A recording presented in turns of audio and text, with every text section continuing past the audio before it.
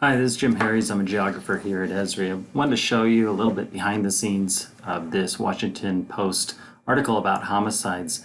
The Post ran an excellent article in April, I think it was April of 2018, where it highlighted the homicide cases in a number of cities in the United States, revealing which cities had less than 50% of the investigations resulting in an arrest. And we got excited when we saw this download the data button because we knew we could make a layer out of this homicide data.csv.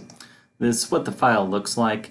For each victim, it has their age, male, female, what city they were located in, and then a latitude, longitude, as well as a disposition, right?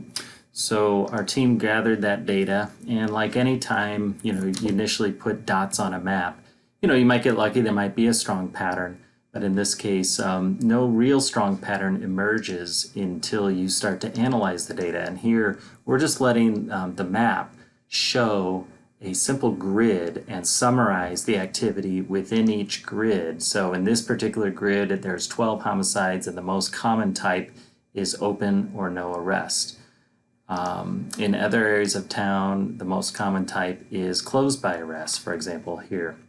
And so what we look for as geographers, we're always looking for any kind of hint of spatial pattern.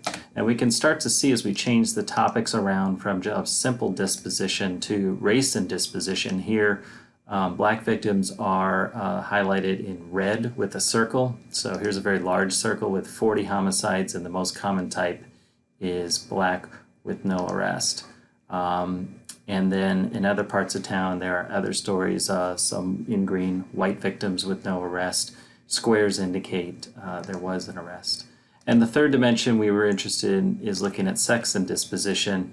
We noticed that most homicide victims are male, and so we were wondering, are there any areas where females show up as the predominant or the most common type?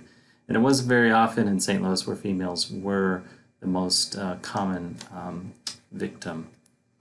Because that's a layer, we can then put it in a story map and actually tell the story one topic at a time. So we can look at disposition, we can look at the victim's sex. There it is. And we can then drill in city by city to look for interesting patterns. But because this is a URL and this data, which was sitting up here as a simple file, is now a layer, I was able to just mail this link to this web map over to a colleague who's a software developer. And he was able to take this and apply some new tools that are emerging where you can click any spot and measure, in this case, 1 mile from that spot to sort of summarize the homicides by year or other dimensions. We've got the status or disposition here, we've got the gender of the victim, and the race. So wherever you go, now what we wanted to communicate through this demonstrator app is that the analytic component of this data is now wide open. You can use any number of methodologies to try to make sense out of this disturbing pattern. So I guess the point is that good data usually leads to good maps. Washington Post proved that. That caused us to want to make some additional maps from their same data and answer some questions we had about what we saw in those attributes. So I hope when you see attributes in a table, you also get excited about, I wonder if there's a good map in there. Usually it's worth the effort to try to find out. Thanks for your time.